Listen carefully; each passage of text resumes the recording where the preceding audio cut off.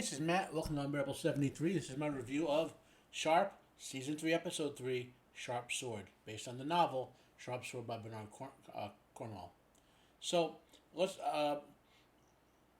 I've mostly been kind of loosely talking about the events and whatever, but we're deep into this series, so I've added a whole bunch of links down below, which I probably should have had way back in the first season, but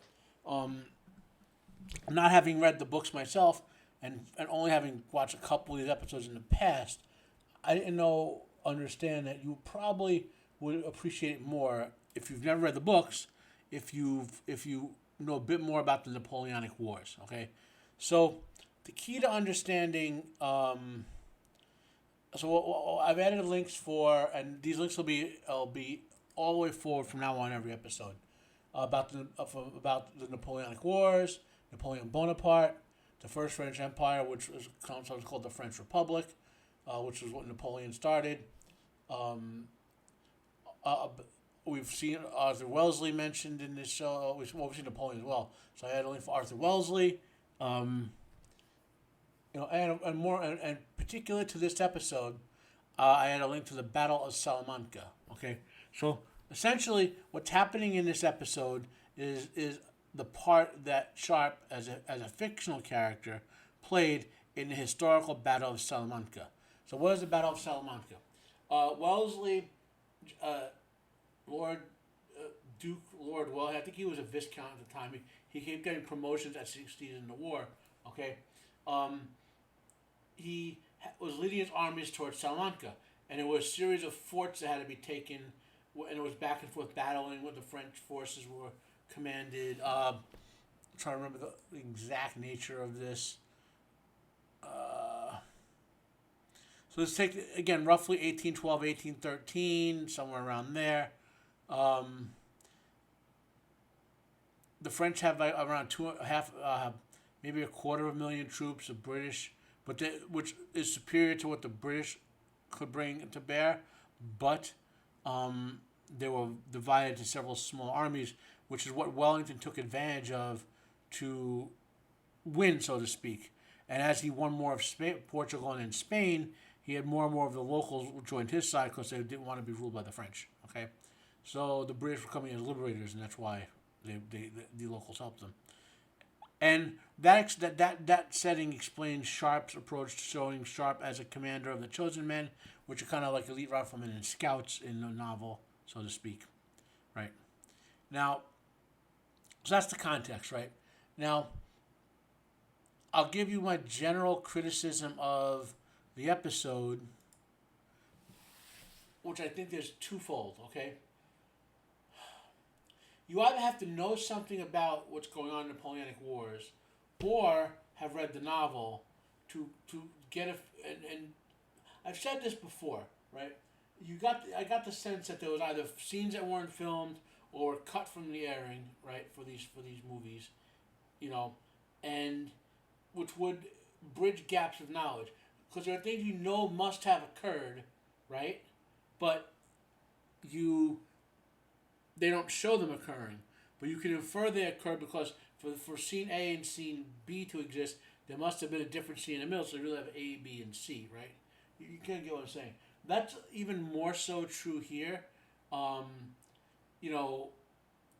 and some of it's because they made up characters for the movie that weren't in the book, like the young nun, for example, I believe is a made up character for the movie. They had a different character in that role in the book. What else? So there's that, and then this episode, even though I enjoyed it, I enjoyed the latter part of it much more than the former part. The former part, it sort of stutter starts. It feels very episodic, as if instead of being a 2-hour movie, it was meant to be a 5-part TV show or something like that. Because it feels like there are definite conclusions at each point. Which may have been the way they originally filmed it. I don't know. So, but as they got into it, and I enjoyed the sort of game of wits between Sharpe and what the hell is his name? LaRue, Colonel LaRue, so there's that. Now, the character of Spears, right, is played by James Purefoy, who was one of the greatest actors of all time. Does not get enough big roles. I mean, I guess because he's very selective, doesn't really do the money. He, I mean, the role was, they changed the role slightly from the book to the movie, from what I've read. I guess with an actor like James Purefoy, you need to give him more to do as an actor than just what happened in the book, which made sense. And so he really, I mean, I know they've had him, again, because I love James Purefoy as an actor.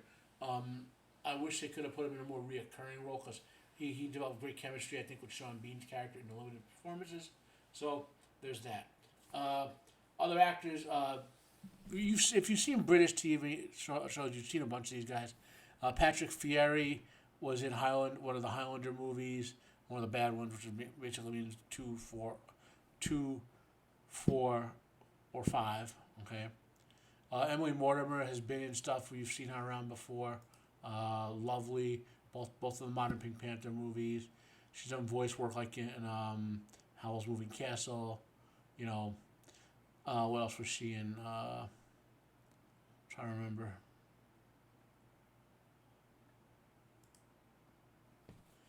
I'm going over the filmography now so we can, yeah.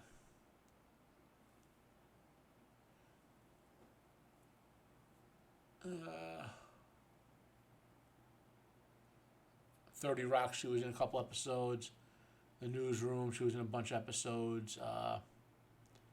She's a very well accomplished actress, and she's really good, even though the role she played doesn't exist per se. So there's that. What else can we do here? Okay, so that's basically my lead into it.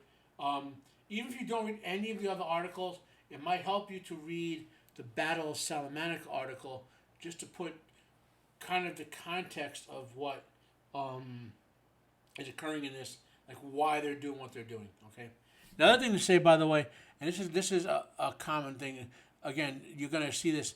They did not have the budget to film the battles the way they would have occurred. You'll notice, for example, in some scenes you'll see a certain amount of British soldiers, for example, or French soldiers, and it seems like when you see it from another angle, there's a lot less of them. And what they're and what happens is on those broad shots they're using camera trickery and and whatnot to make the armies look big like they're supposed to.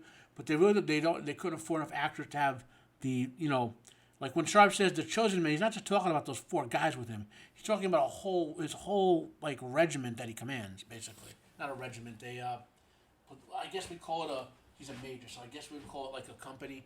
His entire company is chosen men, and you see them in the battle, with that uniform on. He commands all of the chosen men, So just bear in mind for that, okay? That the battles are a bigger scale than they could show because they have a limited budget. Okay? So let's kind of walk through the episode. I'll give you some more thoughts.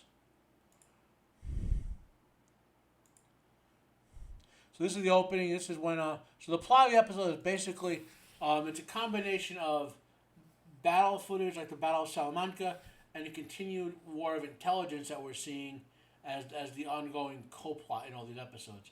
So there's a Spanish master spy who's been helping Wellington's forces outmaneuver the French. Okay, and they're sending in Coeur la Rue, who's a notorious spy hunter, to find out who this guy is and capture him, interrogate him, and then kill him, basically. Okay, and then we hear the opening is when LaRue gets a lead on a priest who knows who he is and gets his identity and so forth. And we see this the scumbag that LaRue is. After his men get caught by Sharpe's men, they were all been killed, but he runs away with his captain, and then he decides he's going to doesn't explain why he's telling the captain to do this. He's going to have his captain basically he's going to murder his own man.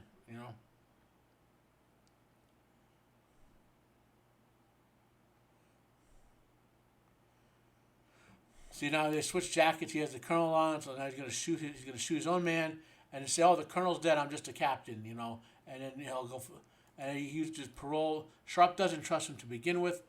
You're not sure why in the movie Like like the movie, you'd have to take it that Sharpe is, he's very an uncanny judge of people and all that. My understanding the novel, he has more reasons at first to distrust LaRue. I mean, he doesn't know he's LaRue, obviously. Uh, in any case, he doesn't trust him from the get go. Okay.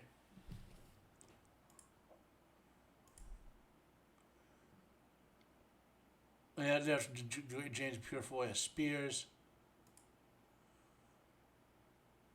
the camp. You know, I love those little scenes with the bagpipes and all that. It's all the cultural stuff of the Scottish and the British and the English and the Irish all playing out.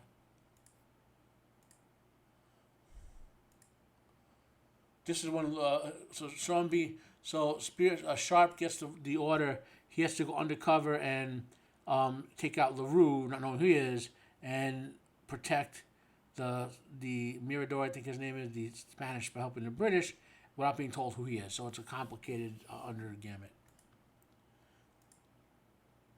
Okay, now here's when we start to get some of those scenes you know must have occurred, right? But which are not occurring, like being shown. So there's some strife between Patrick and Ramona in this episode, which resolves at the end in a very good way. Ramona is, of course, not a book character, which is fine. I mean, no big deal there. I enjoy Ramona's character and her relationship with Patrick, with Harper. But you get the impression that some scenes would have occurred prior to where she's showing him grief, which they explain with a sort of commentary later. But you get the impression that there was some more scenes they would have filmed than just this one.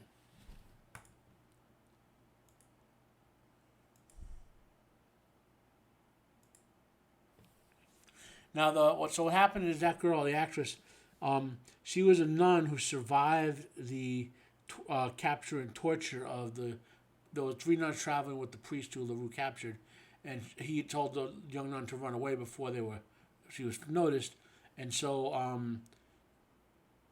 she witnessed LaRue torturing them and murdering them, and she drove her insane and made her reject God, and then Sharpe found her and saved her as she was wandering in the wilderness, and so she latches on to Sharpe for most of this episode. And she doesn't talk. But Ramona sort of takes her in hand. And now there's the LaRue pretending to be a captain, whatever his name is, under parole, which means he's agreed to obey as a sort of guest prisoner as opposed to active prisoner. That's what he offered to officers in the olden days.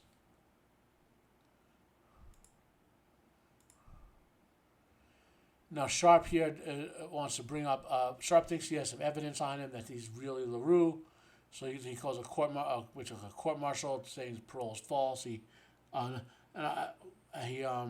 and Sharpe has good evidence here. Now, you wonder why this goes over so well. We find out later that Spears is a sort of undercover traitor. This is a great character acting scene. Fundamentally, the colonel doing on the tribunal takes Spears, the fact that Spears is advocating for LaRue more over Sharpe's evidence, and that's kind of what happens here. Sharpe is always fighting uphill.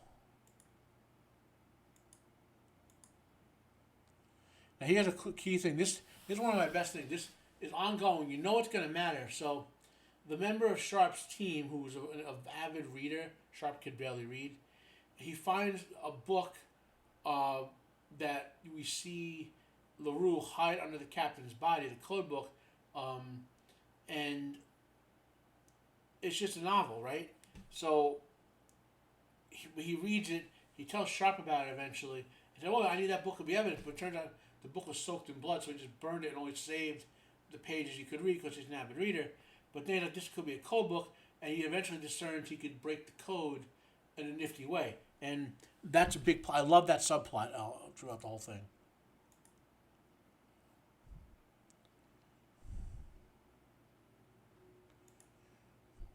And of course, we see a return of one of our scumbags from previous episodes. So Spears establishes himself as a in order buffing his character, he said he and Sharpe do get a good grudging respect for each other. So, and he said he doesn't want anything to do with the man who dropped the king's colors and so forth. So he puts himself on Sharpe's side to begin with. He's embedding himself. And we learn that the priest that a Spanish nobleman is maintaining an asylum for the men who have been survived torture and been destroyed. So they're at the town outside the fort they have to attack.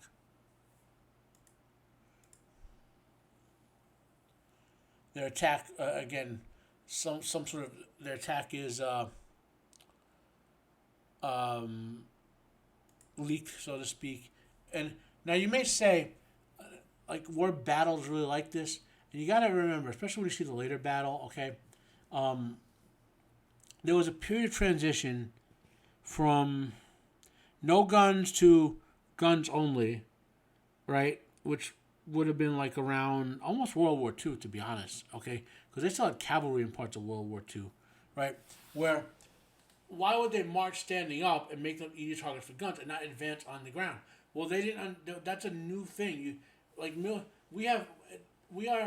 There's a saying in science: you stand on the shoulders of giants. Well, that's true for the military science too.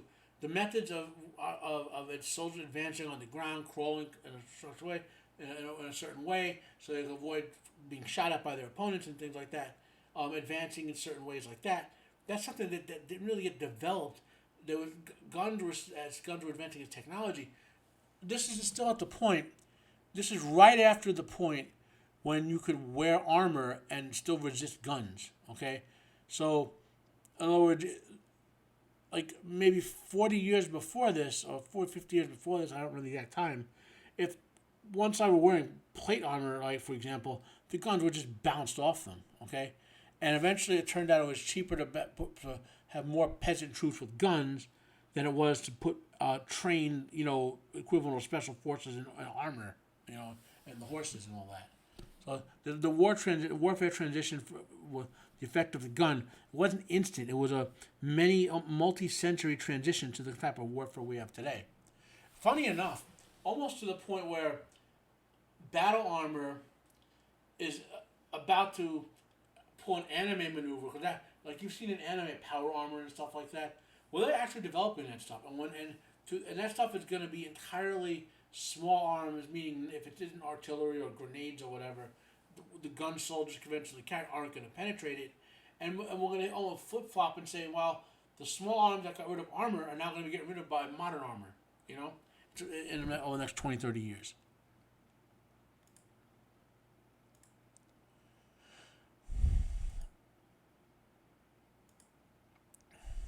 So Sharpe takes a severe wound, and the nun and Ramona and Harper basically nurse him back to health.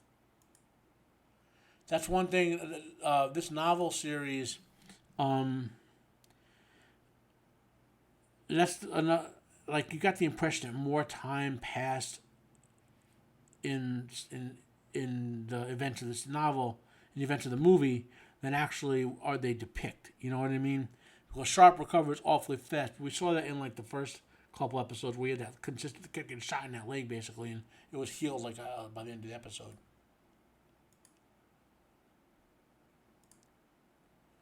So this is the young priestess getting.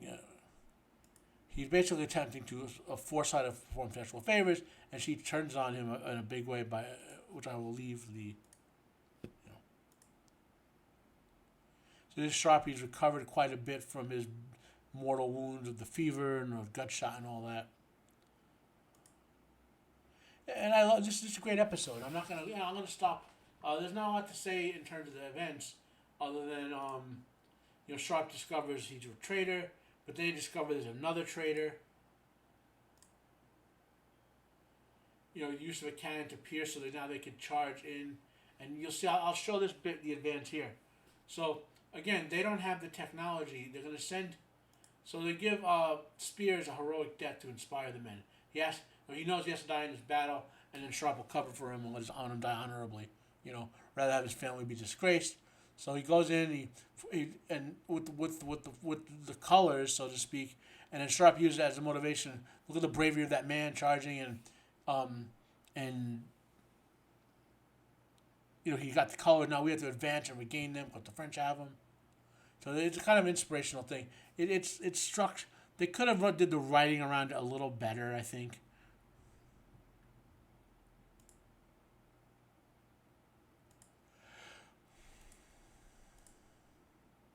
I really like. There's a little duel that happens here.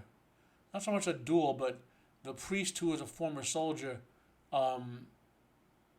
duels the raping traitor and basically takes him out.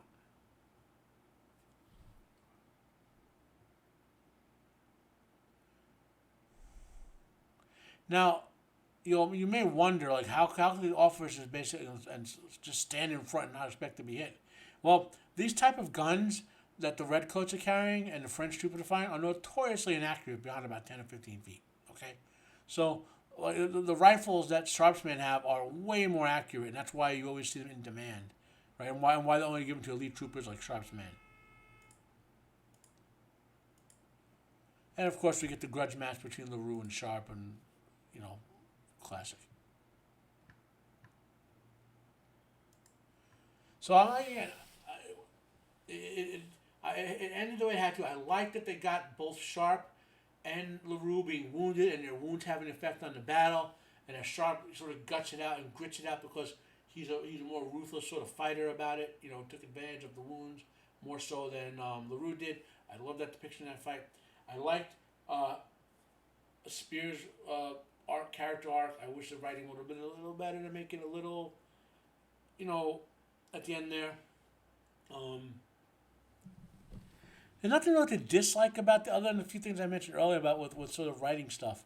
It's a great episode, and again, this was taking one of the forts in the Battle of Salamanca. That's what this is fictionalizing. Okay, and so comment down below if you have any questions. Like I said, I'd recommend at least reading an article about the Battle of Salamanca, and you will understand the context this episode's occurring in. And otherwise, have a great week. Thank you. I'm out of here.